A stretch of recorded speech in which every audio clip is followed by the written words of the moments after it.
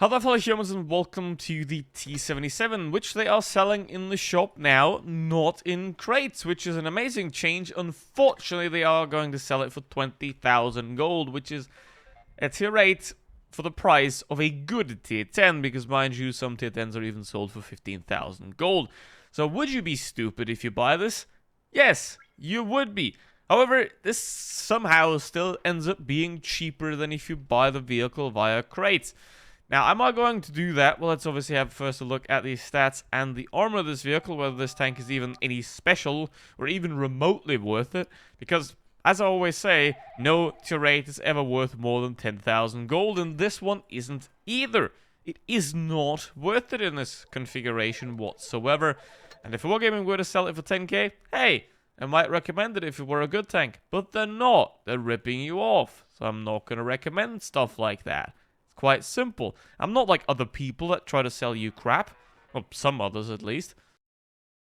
Now let's have a look at Blitz stars here, obviously, and you can see that the DPM is fine. It's 2,000, roughly, and that is somewhere on par with the rest of a lot of tier 8s and tier 8 heavy tanks.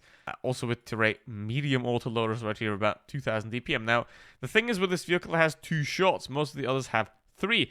However, this vehicle does have 380 alpha damage, rather than 310 like on a MX-5100 or a Samoa. So that is, in terms of reloading, in terms of unloading, that is better because you spend less time peaking, because the intro clip is 2.5 seconds, which is not amazing, but it is definitely solid, and you can do almost 800 damage in 2.5 seconds, which you can do more with an AMX in the clip. However, you're going to have to peak longer as well. You have a dispersion and on the move that isn't amazing by any means. The 5100 is better at that. However, the 5100 doesn't have the gun depression for it. Samoa, however, does, but the Samoa does have the same dispersion and slightly worse on rotation. And then we're going to have a look at the mobility, because so far it doesn't look any special, this vehicle. It's just normal, basically. It's like in there. It's just a different variation of the same autoloader, essentially. The penetration is also pretty solid, as you can see. Then we have the mobility, and it does, I mean, obviously it's going to lose to the Skoda, that's no doubt about that. And it is, the effective horsepower is somewhere around the level of the power-to-weight ratio, somewhere around the level of the Samoa as well. However, it is slightly faster in terms of the hard terrain here, and but the Samoa is faster on soft terrain.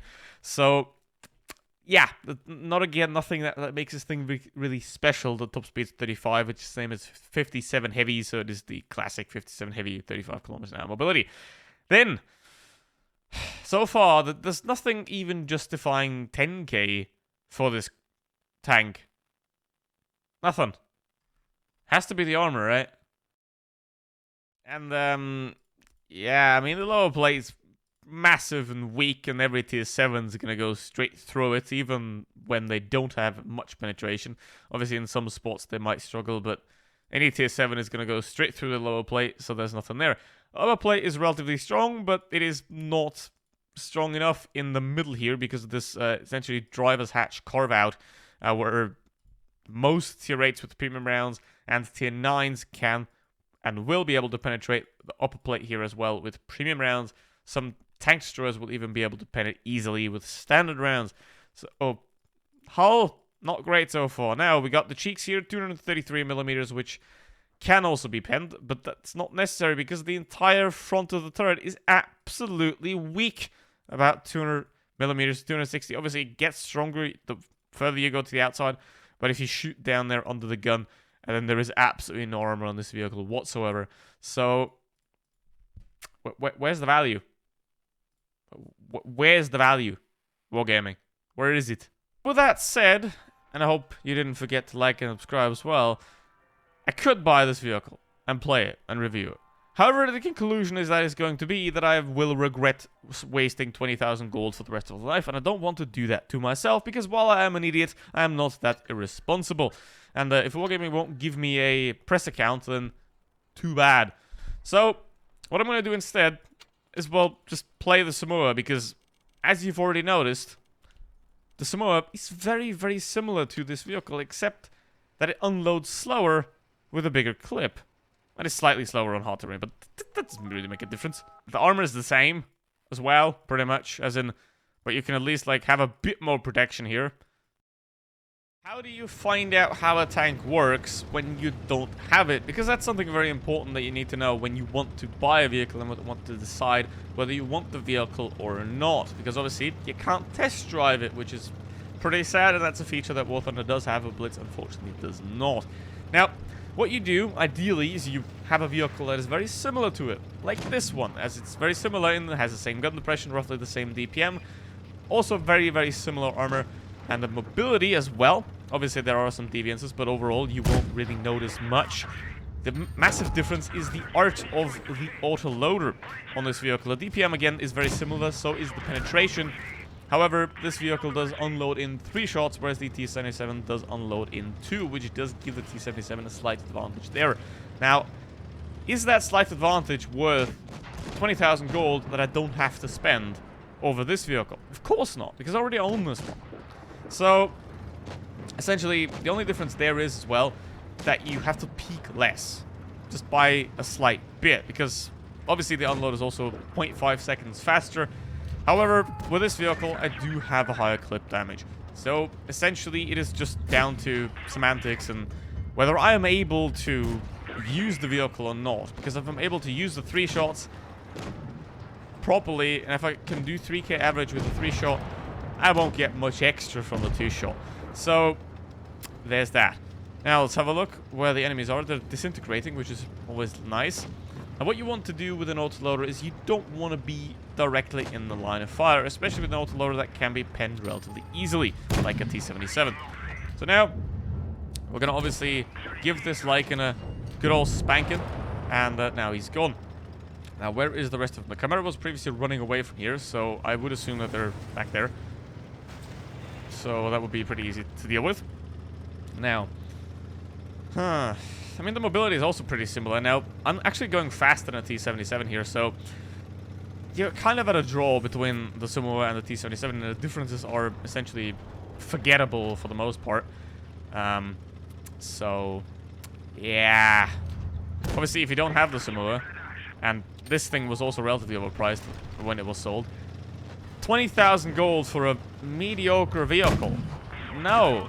It might work well for you, obviously. It might work fine. It might even work great. But not even the best tier 8, in my opinion, is worth 10k gold. So why would not the best tier 10 be worth 20? Obviously, I know Wargaming is trying to get away from crates, I guess, because I think they've realized that a couple of nations are trying to ban them. But obviously, they're doing it in a way where they want to keep the profits up, because obviously it's a new tank, you know, people are excited, like, oh my god, new vehicle. And Wargaming wants to milk the players as much as possible, and that's, from a business perspective, it makes sense, but from a buyer's perspective, which I care about, I don't care about Wargaming. They can shut down if they want to. If the business is not viable, they gotta shut down. It's that simple. So, from a buyer's perspective, it's not viable at all. It is simply completely and utterly overpriced. There are great ways to sell things and to make money and make reasonable money, but this is not one of them. So, don't buy it, obviously, because you don't just buy things because you want them, but you also buy things because the company that sells them to you has earned your money by selling a good product. Wargaming hasn't done that in this case. Now, where is the Chimera? Where are you? I'm already up to 4k damage, which, you know, it's going to be roughly the same with the T77. There's going to be a few differences here and there, but overall, it is going to be very much the same. So, he's either still camping in the base back there, or he's camping right here, and he is very juicy. If I can aim, that is, which I can't. So, 8 damage, load HE to take out his face, and that is 4.3k damage with the Samoa. And, pretty easy, right? And the 50 TP has decided he doesn't want to live anymore. So, would this be a more helpful video to you if I would have spent 20,000 gold on the T77? Well, no. Not really. Because it plays the same, roughly. Would it be a massively miserable investment for me to buy the vehicle?